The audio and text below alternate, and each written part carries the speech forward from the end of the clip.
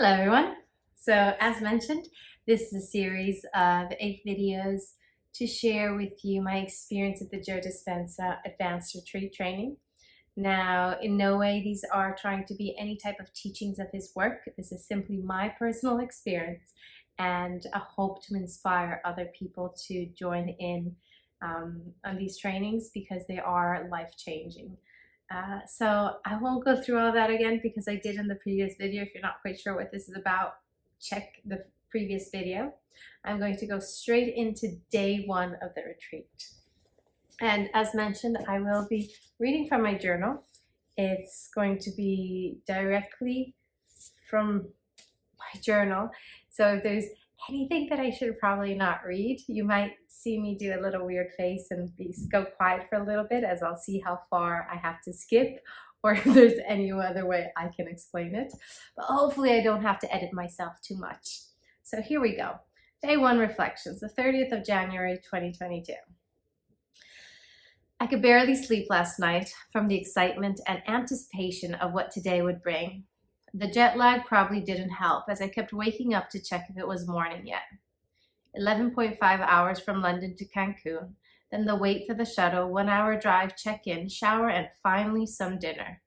I got lost a few times last night trying to find where to eat. Walking home alone with bare feet felt so great. By the time my head hit the cushion, I crashed. But finally it was 6 a.m., a reasonable time to wake up.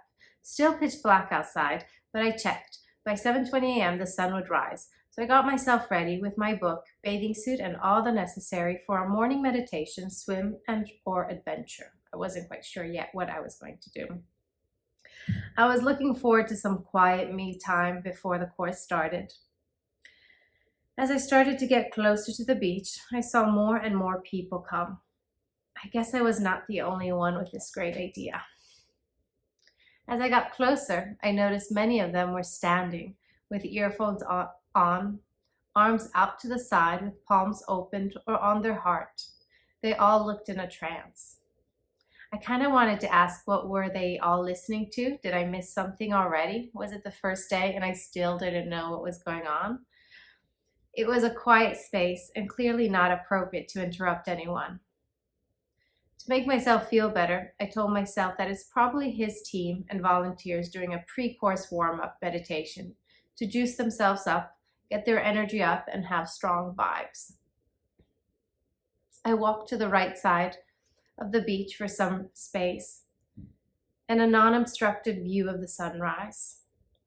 I had planned to sit and go for my regular meditation, but something told me I should stay standing like the others. I put my bag down next to a palm tree, opened my feet hip width, and started grounding through the soles of my feet into the sand.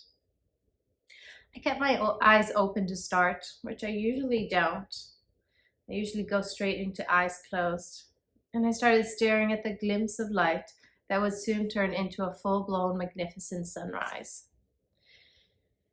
It is always really hard for me to put into words how I feel when I meditate, but I will try as it was so good. So with 100 O's and good with at least 6. As I was grounding and setting into my space, I could already feel connected, switched in. An outpouring sense of gratitude started flooding my body till eventually it led me to tears. Tears of joy for all the beauty in this life. After the sense of gratitude and tears of joy, a sense of serenity started.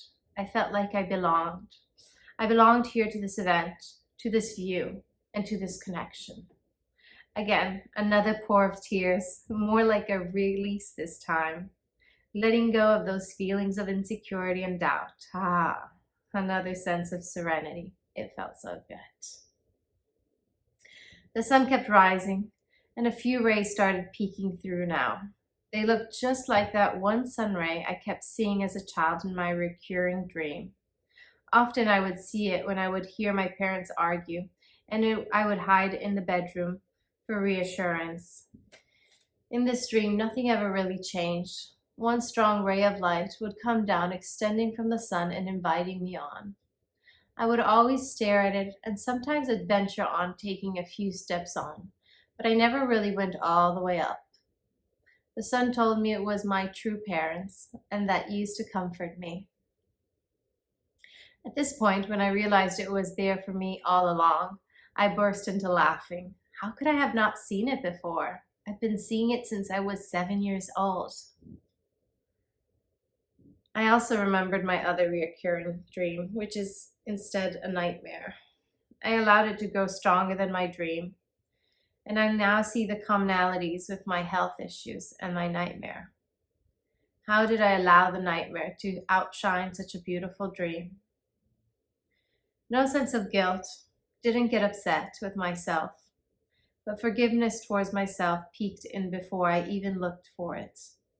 And the sun kept rising. The sun rays started to get more and more defined, shooting in all directions with the strength and beauty you can only get from the sun. And that's when it happened, when I wasn't looking for it or asking for it, i.e. last night. Here, with my 2 feet in the sand, the wind getting stronger and my heart feeling full for the first time, I felt connected to the source, connected to the divine. If my health doesn't improve and I have to live this external life with some disability, so be it. I am here, I am alive, and I am so happy in this moment. As I lay on the beach writing these reflections, I am so grateful and surprised that the Dr. Joe-Dispenza Advanced Training still has not started, and I have already got so many beautiful gifts. Thank you. So then the day actually started. I took a bunch of notes, and we had a very short meditation as it started at 5 p.m. End of day 1 reflections. I am healed. Dr. Joe-Dispenza got on stage at 5:30 p.m. and gave us some sort of recap of what we had to study pre-training. He was just as charismatic as I expected him to be. We did our first meditation, probably around 1 hour, and I loved it. Body and head pulling back, and weird sense of my body being dismantled into mini particles, becoming one with a galaxy.